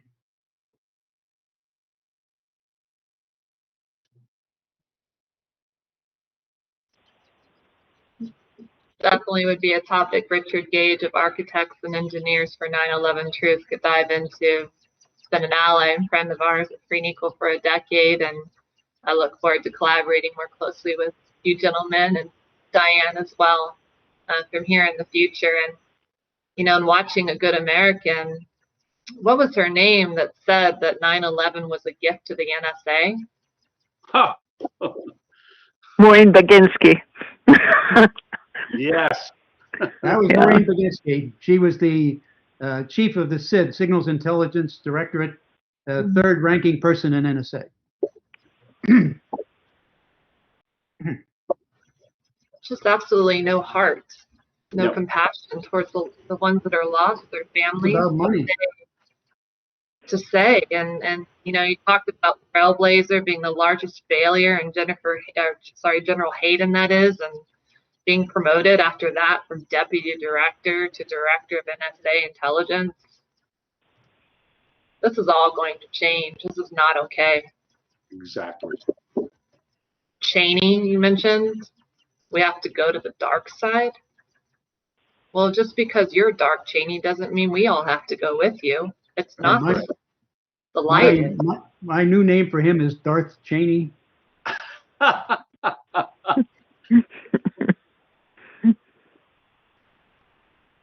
So let's shift more in a solution-based direction.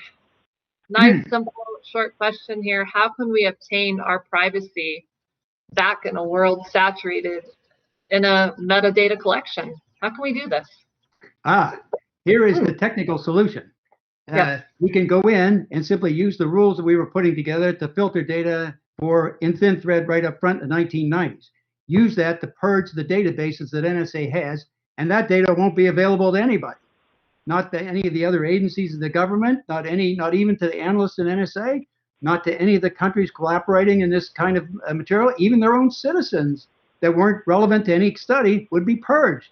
Their data would be gone too, so they would get their own rights restored in their own countries. All of that could happen with this kind of approach. And it can be done technically, but not with the people who are in charge of it now, because they can't be trusted.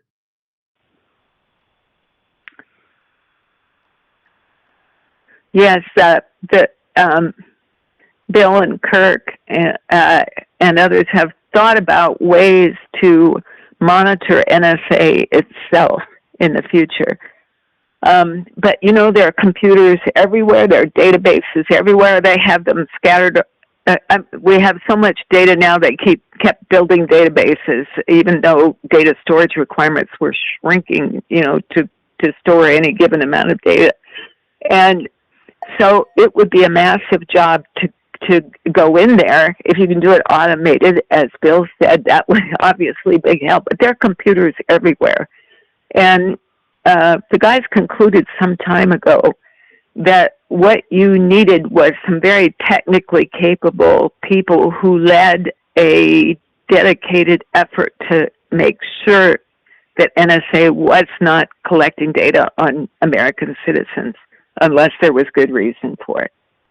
And there are a lot of problems to getting this underway. First of all, obviously, NSA directors would fight it tooth and nail. It's an impingement on their authority. And the difficulty, as I said, would be another. But we've got to start someplace. And I think you have to get people to agree to first principles that this is a danger to U.S. democracy. It's an impingement on everybody's constitutional right to privacy, and it has to be taken care of. And in the past, you should also be aware, the audience should be aware that in the past, NSA has several times purged their own databases when people were getting close to it.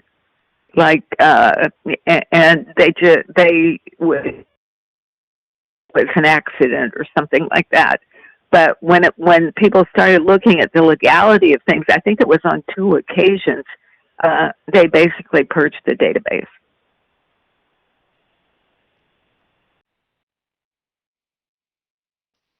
You know, what comes to mind, I just have to ask, Christina, maybe you can get into some of these questions, this last question after that, but many people that are maybe unfamiliar with what were the Snowden revelations, what did we glean from those documents that he was able to get out, and also what do we not know from the Snowden revelations? So I understand a lot of the data that he took out actually was never made public, right, or it's still secret. So I'm just curious to know basically what we learned and what we suspect or know about what he has not yet divulged. I think from my point of view, just giving a big picture look, excuse me, it revealed the details, a lot of detail, and it showed how massively NSA had expanded their systems. For instance, not just in the U.S., but abroad, they were bragging that soon they would have every communication in the 7 foreign countries, every communication that occurred. And so I think it was eye-opening even for me in the way systems have been built out, but the guys are better capable of addressing that than I am.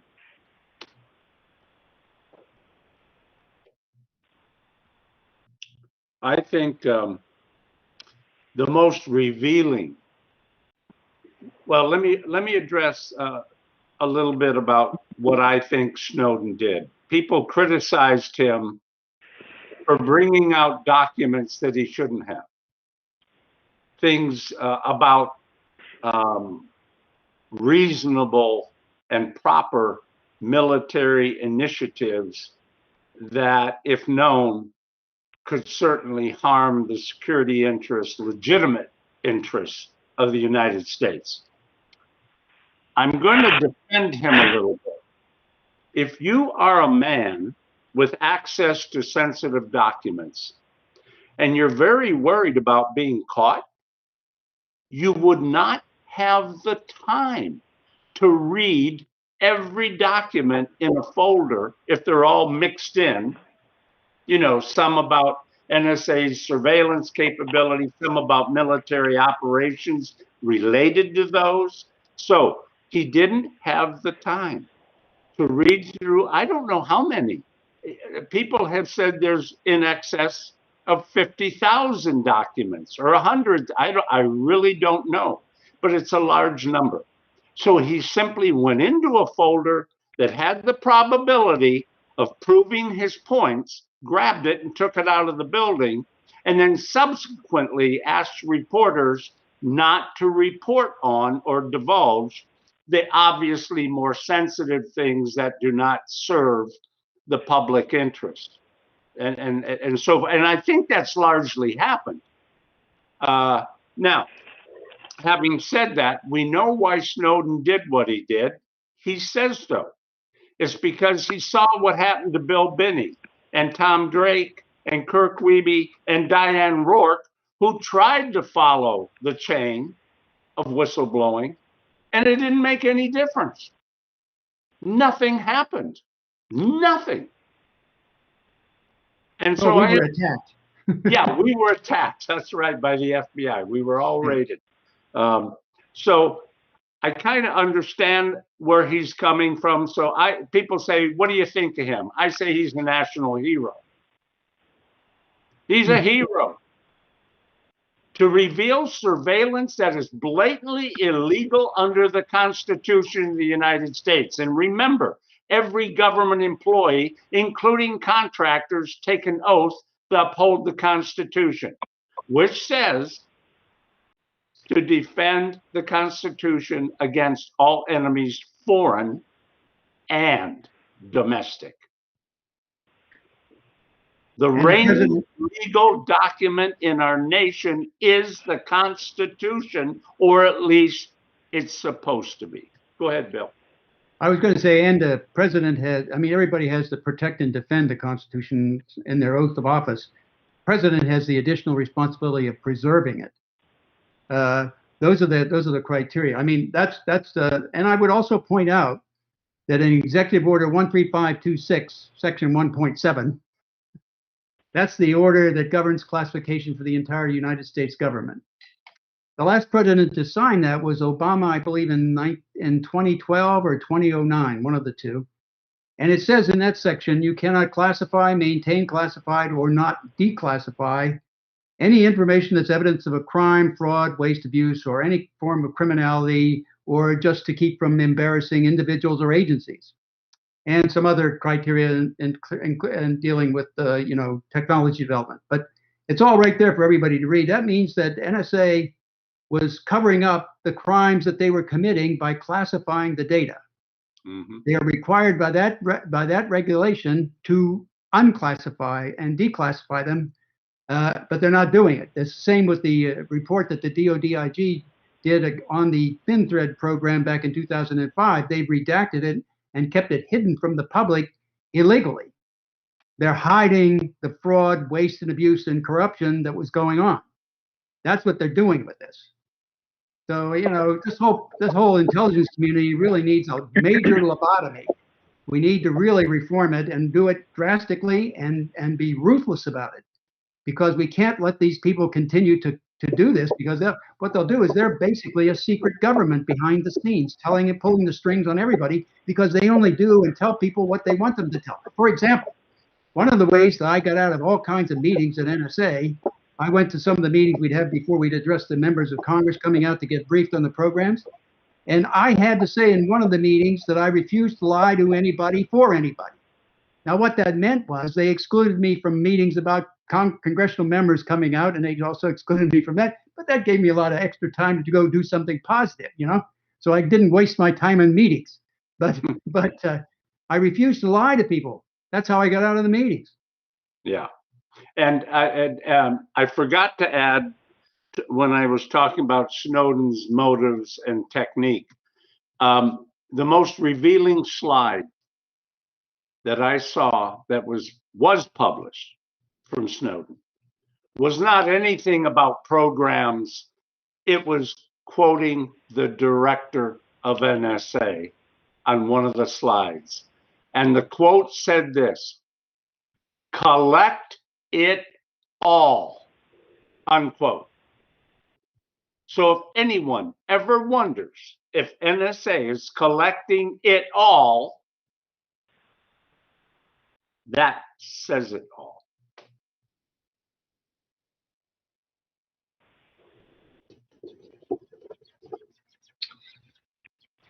Well, I got 2 more questions here, and we're about the last half hour, 20 minutes or so left with our panel today. And you brought up the president. And this question's from one of our viewers named Bruce, for all members of the panel. Your veteran intelligence professionals for sanity, formed in 2003, has shown the moral courage to speak truth to power. Thin thread, 9/11, Edward Snowden, the wars of Iraq, Libya, and Syria, Russiagate. That's 18 years and 3 presidents that either refused or failed to heed your words, change course, and jail the traitors, jail the criminals. My question is, with President Biden now challenging the military-industrial complex and the British, among others, in his withdrawal of U.S. troops from that insanely wasteful, destructive war in Afghanistan, do any of you see an opening within the institution of the presidency now to win battle you've been waging for your professional lives? From Bruce.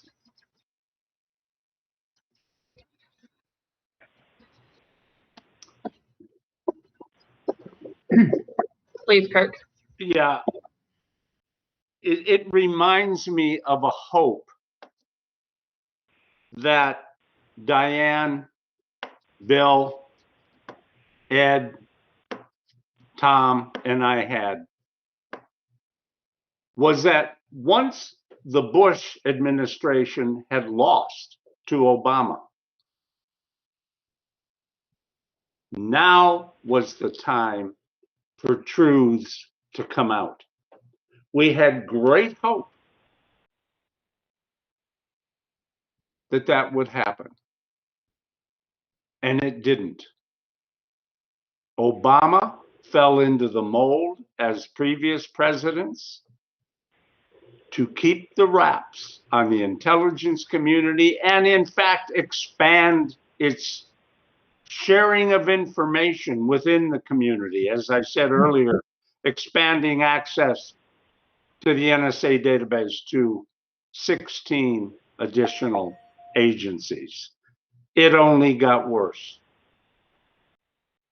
So is there some hope? Yes. Is it large? I don't think so. These people are pretty much, whether they're Democrat or Republican, they're cut from the same core cloth, as it were. I would have to add that after politicians see what happened to Trump, they're not going to try and take him on. Yeah. Yeah, I would also point out that I pretty much agree with what both Kirk and Diane have said, but I would also point out that one of the reasons they went against the thin thread, and I think Diane mentioned this earlier, is that it had an auditing program. That meant that it would audit who did what with what, you know? So we could pick out everybody in Congress or anywhere in the government being involved in any activity. For example, right now, there's no reason at all that the pedophile ring shouldn't be known and addressed and taken on by the FBI unless they're supporting it and protecting it.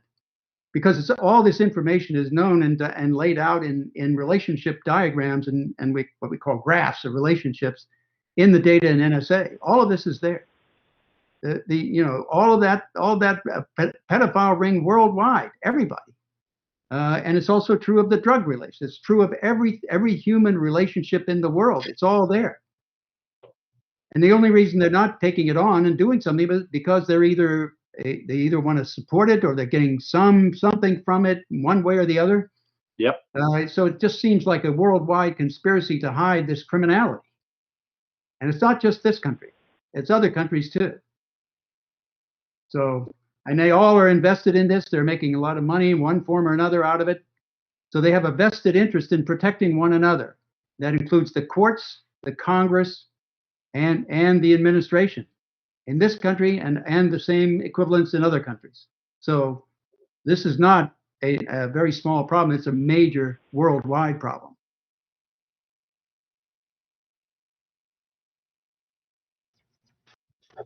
Yeah, and I think that's the point, is people oftentimes feel disempowered by the nature of this, especially as our awareness is growing, right? I mean, the point is that, human awareness and consciousness of the corruption grows, and yet simultaneously, even as our consciousness grows, it feels like our ability to change it or to get these bastards out is even more restricted in a way. It's even harder, right? Because we get how entrenched they are and they're within this game, essentially, right? But actually, there's, if I can, Sean, there's one little point I'd like to make here. Yes. After the 6th January event, look at what Congress did down there. What did they do? Oh, they brought in a couple thousand, military people, and they built a big barricade around all their buildings. You go around the perimeter of the building. What's that tell you? They're afraid of the people. They're afraid of you. Yeah, that's right. That's what it tells you. They're afraid of something like a French Revolution or something like that. That we're going to come down there and hold them accountable for what they blundered into and what they've sacrificed in the lives and monies and treasures of this country, and what they're doing to the country. That's what they're afraid of. They're really afraid of us. It's true. It should be, as it should be. So again, it's like, it seems that the best people can do is to continue to organize and to resist and to say no to these types of things like mandated vaccines to go out or something. I mean, it's like, these are the kind of, this is them basically showing their full hand, as I always say to people. The more control, the more the New World Order rolls out and tries to control your life, it's playing all its cards. So it's like, now you see everything they've got, and if that's all they've got, then guess what? You're still here to fight, and there's more of us than them. So what are we afraid of? That's right. Love will win. I love the words of Pete Seeger and the song he wrote, "We Shall Overcome." And at the end, he says, "We are not afraid. We are not afraid. We shall overcome." And he's right. We will. Absolutely. I have a final question, I think, here from Anantuck in New Jersey to the panel and moderators. There are some of us for whom this is all new.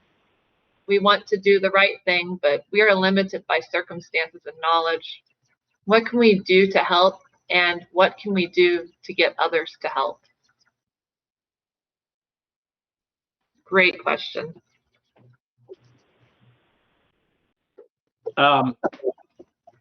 let me begin this part by suggesting two things.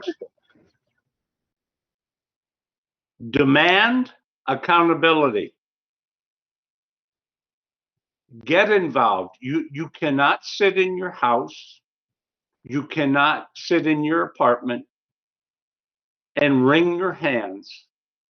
You have to get dressed, get out of your safe space, go to a school board, go to a rally, ask for the microphone, speak out, demand for honesty, integrity, and demand accountability.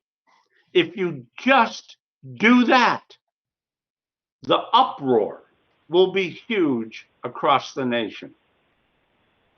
Even if you never contribute a dollar, and I know we all get, I don't know, tons of email asking us to donate to this or that.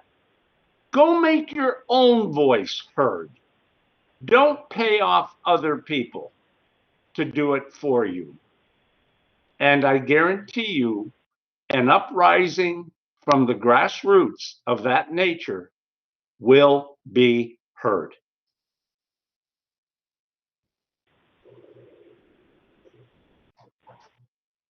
Yes, and I also think that, as I mentioned earlier, a big mindset that has to be overcome is it won't affect me.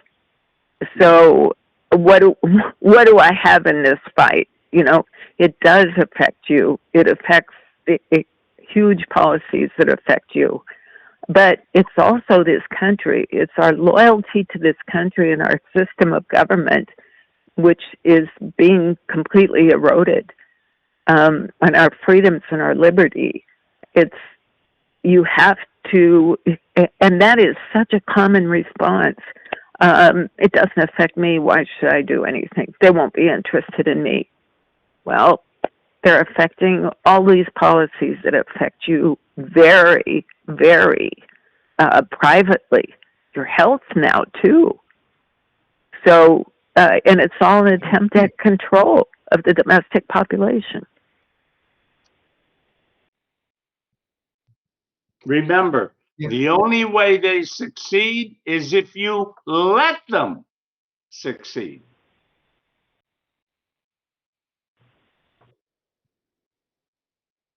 Yeah. I was going to say the other point I would make about the I'm not doing anything wrong, or that's not going to affect me.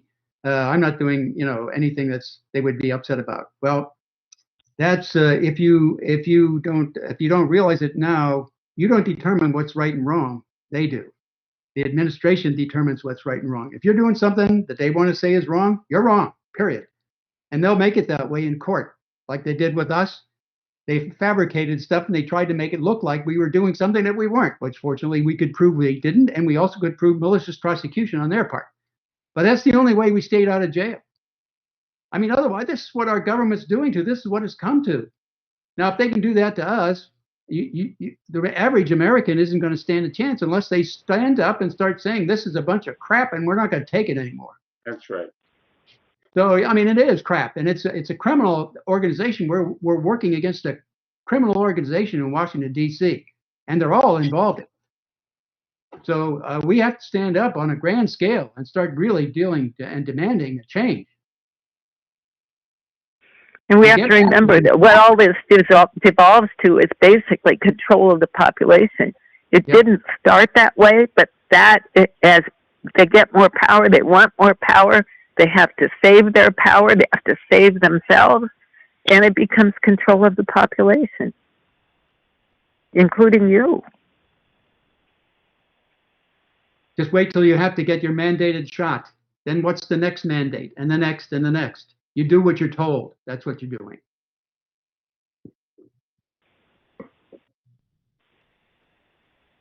Amen. That's why I just did this documentary series, Best Kept Secret. It's just about exactly this: the desire to control you at the mind and body level. Because if they control your mind and body, what happens to your spirit? It'd be very difficult to be in this world. Yeah, that's the other thing about chip technology and the capabilities of it that's evolving that needs to be really exposed, and the threats of it are really horrendous, especially for controlling even the thinking process of people as they're going around their daily business. Yes, sir.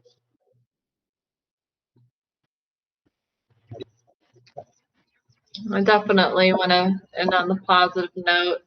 And I spoke with you briefly before we went live, a few of you, and the work and the electoral work what I've done for decades. We've come to this pivotal time in history, and for me, none of this comes as a surprise. Again, the system is just so playbook. It's so predictable what's happening, and we right here stand as at the forefront. Some of the leading experts in free and equal elections. This is one bubble right here with the NSA and CIA, and I am so yearning to learn from all different bubbles of ideas. It's very clear to me, as mentioned before, there are more of us than there are of them, and we are not afraid. And I welcome further conversation beyond this live stream with all of you to get to know you better and welcome you to be a part of our United We Stand Festival tour with Free and Equal Elections, been annual since 2014. And Mr. Sean Stone was there in person and saw the hurdles from the very beginning up against the system. And he always believed, he saw right through it. Very rare. I felt that, Sean, to this day. And sparking the creation of Free and Equal Elections with the presidential debates in 2008.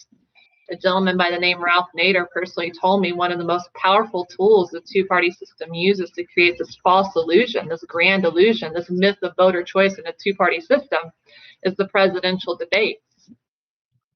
So that sparked the creation of free and equal elections, and we brought in the United We Stand Festival in 2014 because I realized we got to make the debates fun and exciting and reach the youth. How are we going to do this? Through music. Uniting artists, conscious thought leaders, indigenous leaders, which we are doing, and have announced indigenous leaders of the Koji tribe, Kogi that is, and Colombia, the north, south of the Eagle and Condor have united this 500 years of prophecy for peace. They announced this at United We Stand Cambria this past July 3rd, 4th, which seems to be evolving into a tour. I welcome that. So I welcome thought leaders like yourself to be a part of this tour because this idea, I'm simply a visionary and it will all go on a decentralized platform one day. I welcome all of you and your ideas because the time to unite has come more than ever. And that tour will link into our presidential debates and present to the festival our debates in 2024, up to 5, 7, 10 stops throughout the US, where we will implement our blockchain voting app and plug in these sort of symposiums today will be put into that app and all the candidates, and we'll be able to educate them the knowledge that you have to offer today. I know today what I'm hearing right now is just the surface level of where we can take it in our symposiums and so on as we evolve throughout the tour. So I am so humbled and honored to be a part of this and to be asked to co-moderate with Mr. Stone. How cool is that? And to get to know the common denominator. I find Diane, Kirk, Bill. I know Ed and Tom Drake. Tom Drake and Ed Loomis are here with us in spirit again. The common denominator we all have is heart and love and passion for our country and our world, and not wanting to see any more of this needless chaos that is inflicted by this beyond two-party system.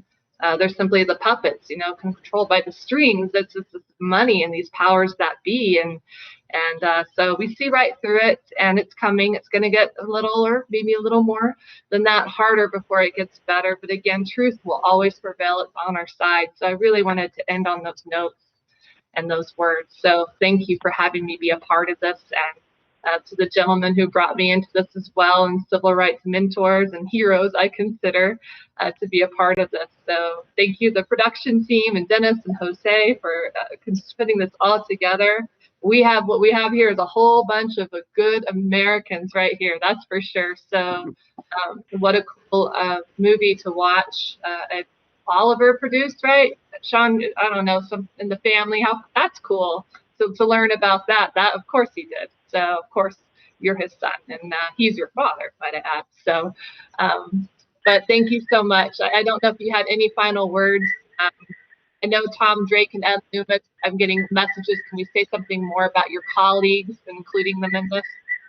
And I have some few final words that I wanted to see a last minute, but we have 5 more minutes. And if any of you had anything else to say, please, it's an open floor.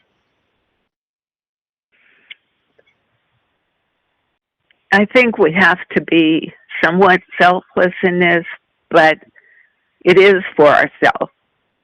But we have to be brave also. We have to just get out there and say the truth and demand reform. That's what we have to do. Yeah. Yeah. Can we ask what are the VIPs doing at the moment, right? The Veterans Intelligence Professionals for Sanity. Just anything you could tell us about or update us on? Bill and Kirk, maybe you should take that. Well, I mean, looking at different things, and mainly one of them, the Hale was the guy who just got the Sam Adams Award, the guy who I think 5 years ago opened up about the droning program and how 90% of the people killed by it were collateral damage, just people who were innocent of anything, including children and so on. And you know, there's this. They sent him to jail for 40. And you know, this is what our country's come to. The guys who commit the murder, war crimes, really, get off scot-free, and the guys who expose it go to jail. He was going to jail for 45 months. This is now our criminal government putting those who expose their criminality in jail, and that's what they're doing. And so we're addressing that, trying to see if President Biden will pardon him. You know, if he won't, you know, that just shows you that he's part of it too. So, you know, I mean, this is just disgusting what they did with that. You know, they used a double tap program in the drone program where they had 2 missiles. They fire one, kill the supposed target, and then they wait for other people to come in around it. Then they fire the other missile and kill them too. So, I mean, in the helicopter gunship, the thing that Julian Assange is in jail for, basically, the collateral murder movie where they had the helicopter gunship over Kabul and they shot people who were walking around on the street in a group. They shot them and waited for people to come in to try to help them. Guy stopped with the 2 kids, taking them to school to try to help somebody and take him to the hospital because he was bleeding on the street. And they shot him and his kids too. Now tell me that's not a war crime. Well, and then they make the people who exposed that went to jail. And they make propaganda movies like Eagle Eye, right? Have you seen Eagle Eye, the movie Eagle Eye? It was propaganda basically about how civilized the drone warfare was, and they had to go through hours of making sure and double checking before they launched the drone strike, right? It's like, you guys, it's just propaganda. It's just basically there to advertise it to the public. It's, oh, you see, these drones are so great. They're so much saner and cleaner than going to war. I mean, it's awful what the propaganda does to them. Justify. Well, you know, the explosion isn't confined to the cell phone that they're following. You know, it covers a good area. There's a concussion wave that goes quite a ways. And then when people come in to help them, those who've been hit, they get killed too. What kind of logic is this?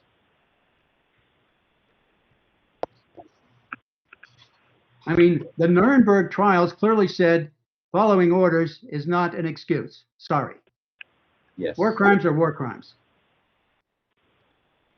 Yeah, it's on all fronts. And I think, Christina, you said basically, or Diane, basically saying that, you know, we are the targets. That's what people have to understand.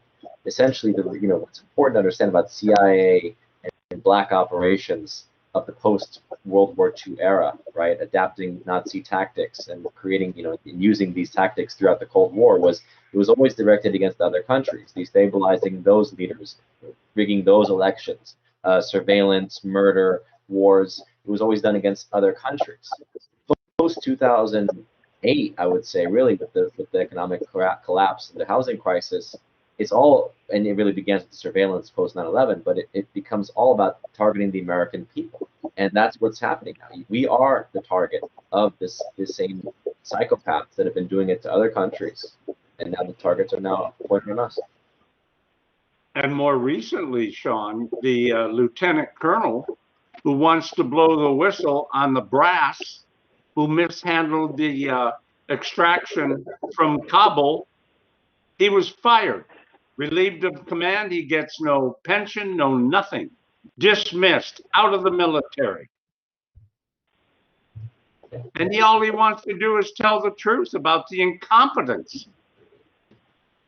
Well, that's too much. Just about how you can't even now, if you try to resist the shot, you'll be discharged, it sounds like. Yep. So we've got real situations on hand. It's gonna be interesting times. And as you say, Christina, it could get darker, but we do know that there's many millions of us, you know, at least half the country, I believe, that's of a similar mindset. So it's not like we're going down without a fight. Amen. Well, a wise man once said, if something is impossible, that's what you have to do. Right, Bill? That's your quote, and that's what you have to do. You guys, ladies, we are wrapping up at the end of the hour. Some final words. We have done something special today that is truly notable. It's a new moment in a different America, and I realize that you have all not been listened to in the way that you should have been to now, but there's another generation of Americans that is now awakening. Sometimes it takes that for justice to truly be done. And I want to thank you for all that you have been doing for all of us, and especially what you are doing today. And there's this old saying that treason never prospers. What's the reason? For if it prosper, none dare call it treason. Today we have spoken out. We are not afraid. We are many. They are few. Independent candidacies will be supported now. It is our country to win or lose.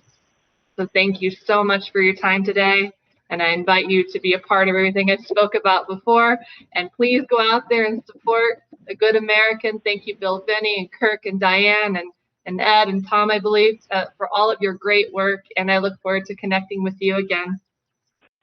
Thank you, Christina. Yeah, It was a thank pleasure. you. Sean. Amen. Thank you, Sean. Thank you, Sean. Thank you, guys. It's a pleasure. Yeah. Always good to see you. We are conservatives and liberals.